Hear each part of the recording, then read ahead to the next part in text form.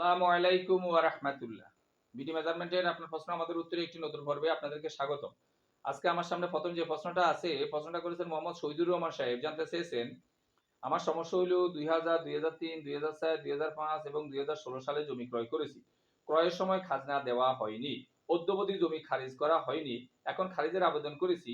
সেই খারিজের আবেদনের কপি অন্যান্য কপি ভূমি অফিসে দিতে গিয়ে তহসিলদার কপি চেক করে বলল যে খতিয়ান থেকে যে অংশ কিনেছি ওই খতিয়ানের সমস্ত খাজনা আমাকে দিতে হবে। বললাম দলিল মূলে যতটুকু কিনেছি ততটুকু খারিজ করে খাজনা দিব, পুরা খতিয়ানের খাজনা দিব কেন? তহসিলদার বলল পুরা খতিয়ানের খাজনা দিতে হবে, তাই একটু পরামর্শ চাচ্ছি। এখন এক্ষেত্রে আপনার যেটা করণীয় সেটা হলো এই পুরানা এই খতিয়ান থেকে আপনার অংশটা নতুন একটা খতিয়ানে হবে। তো যেহেতু নতুন খতিয়ানে হবে, পুরানা খতিয়ানের পুরো খাজনা যতক্ষণ পর্যন্ত পরিশোধ না থাকবে ততক্ষণ পর্যন্ত আপনাকে নতুন খতিয়ান দেবে না। এই জন্য পুরানা খতিয়ানের সমস্ত খাজনাগুলো আপনাকে পরিশোধ করতে হবে। এটা শুধু আপনার একা দায়িত্ব না যে পুরা খতিয়ানের খাজনাটা দেওয়া, যেহেতু ওই পুরো খতিয়ানের জমি আপনার না। এই জন্য আপনার উচিত হবে যাদের এখানে জমি আছে তাদেরকে বুঝিয়ে বলা যে দেখেন দীর্ঘদিন আমাদের খাজনাগুলা বাকি পড়ে আছে, আসেন আমরা সবাই মিলে খাজনাগুলো দিয়ে দিই, তাহলে আমি আমার খারিজটাও করতে পারবো।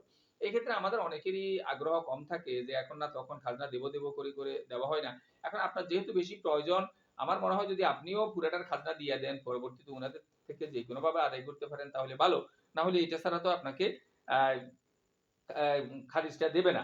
আর যখন আপনার খারিজটা হয়ে যাবে তখনের পর থেকে এবারে যায়ে আপনি প্রতি বছর আপনার খাজনাটা আপনি আংশিক দিতে পারবেন। এইজন্য আপাতত পুরোটার খাজনা দেওয়া ছাড়া আপনি এই খতিয়ানগুলো নতুন খতিয়ান করতে পারবেন না। আশা করি বিষয়টা বুঝতে পারছেন। পরবর্তী প্রশ্নটা যিনি করেছেন উনার নাম হলো রহিমা বেগম সাহেব। আপনি জানতে চেয়েছেন, স্যার আমার হলো ৯.৩০% জমি। তাহলে আমরা কত ফুট পাবো প্লিজ? আমাকে একটু হিসাবটা বলবেন দৈর্ঘ্যে এবং প্রস্থে। দৈর্ঘ্যে প্রস্থে কতটুকু পাবেন এটা আমি তো আমার মতো করে বলে দিতে পারবো। কিন্তু আসলে বাস্তব ভূমিতে আপনার ততটুকু আছে কিনা, ততটুকু আপনাকে দেবে কিনা এটি এখানে নিশ্চয়তার সাথে বলা যাবে না।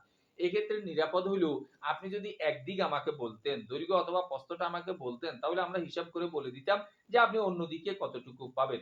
তারপরেও আপনার হিসাবের জন্য আমি সহজ একটা আপনাকে ধারণা দিতেছি। যেহেতু ৯.৩০% জমি আপনার কাজ হবে ১% সমান যেহেতু ৪৩৫.৬০ ৪৩৫.৬০ দ্বারা ৯.৩০ কে গুণ করবেন। এখানে গুণ করার পরে আমি পাইছি ৪০৫১.০৮ বর্গ ফুট। এই বর্গ ফুটে একদিকের বাহু যা হবে দৈর্ঘ্য অথবা প্রস্থ, এটা একদিকের বাহুটা যা হবে এটা দিয়ে ভাগ দিলে আপনি অপর দিকের বাহু পাবেন। আমি ধরে নিলাম এখানে আপনার একদিকের বাহু অর্থাৎ দৈর্ঘ্যটা আপনার ১০০ ফুট। তাহলে আপনি প্রস্থটা পাবেন ৪০.৫১ ফুট। অর্থাৎ ৪০ ফুট ঠিক রেখে ৫১ ফুটের ইঞ্চি বানাইলে ৬ ইঞ্চি।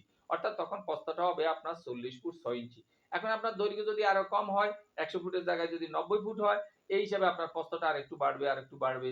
দৈর্ঘ্য যদি আরেকটু বেশি হয় ১০০ ফুটের জায়গায়, প্রস্থটা আপনার আরো কমে আসবে। এই হিসাবে হবে। আপনি যদি আরো বিস্তারিত জানতে চান আমাদেরকে দৈর্ঘ্য অথবা প্রস্থ একটা দিক কতটুকু আপনি পাইছেন বা পাবেন এটা আমাদেরকে বললে আমরা ৯.৩০% জমির পারফেক্ট সাইজ কতটুকু হবে অন্যদিকে আমরা ইনশাআল্লাহ আপনাকে বলে দেব। আশা করি বিষয়টা বুঝতে পারছেন। পরবর্তী প্রশ্নটা যিনি করেছেন উনার নাম হলো শাহরিয়ার শিমুল সাহেব। জানতে চেয়েছেন, স্যার আপনি বলেছেন আরএস দাগ থেকে বিআরএস দাগে আসলে অনেক সময় দাগ বেশি হয় না। কেন হয় না বলবেন? হয় না শুধু এই কারণে, ধরেন আরএস থেকে যখন বিআরএস জরিপটা হইতেছে এর মধ্যে ৫ টা দাগ কোন পরিবর্তন হয় নাই। আগের যে মালিক ছিল সেটাই ছিল। নতুন করে দেখা গেছে যে ২-৩ ভাগ ৪ ভাগ হয় নাই। আগের মালিকেরাই আছে অথবা আগের মালিকের একজন ওয়ারিশ আছে, একজন হাত বদল হইছে। কেউ দাগটাকে ভাঙায় নাই। একটা জমিতে ২-৩ টা ৪ টা দাগে ভাগ করা হয় নাই। কোন কারণে জমির মধ্যখানে আইল দেয় নাই। বিভিন্ন ভাগে ভাগ হয় নাই। তখনই শুধুমাত্র দেখা গেছে যে আরএস এ যেটা ছিল বিআরএস ও ওই দাগটাই থাকবে। তবে এই কথার অর্থ এটা না, এই জমিগুলো যদি মাঝের পর্যায়ে হয় তাহলে অন্যান্য দাগের সাথে সিরিয়াল করতে এইটারও দাগের নম্বর কিন্তু চেঞ্জ হয়ে যাবে। আশা করি বিষয়টা বুঝতে পারছেন। পরবর্তী প্রশ্নটা যিনি করেছেন উনার নাম হলো পড়া যাচ্ছে না উনার নামটা, আপনি জানতে চেয়েছেন খোয়ার হিসাব একটু দেখান। খোয়াটা অর্থাৎ ইট ভেঙে যে কনক্রিট করা হয় এই খোয়াগুলো মাপার জন্য এটাকে চতুর্দিক করে রাখা হয় সাধারণত ৪ টা কোণা করে রাখা হয়। রাখার পরে আপনি দেখবেন দৈর্ঘ্য পাবেন, প্রস্থ পাবেন, উচ্চতা পাবেন। আপনি টেপ ফিতা দিয়ে দৈর্ঘ্য কত ফুট আছে মাপবেন, প্রস্থ কত ফুট আছে মাপবেন, উচ্চতা কত ফুট আছে মাপবেন। এই ৩ টা ফুটেরে আপনি গুণ করবেন ফুট, ফুট, ফুট। ৩ টা ফুটে গুণ করলে আপনি ঘনফুট পাবেন।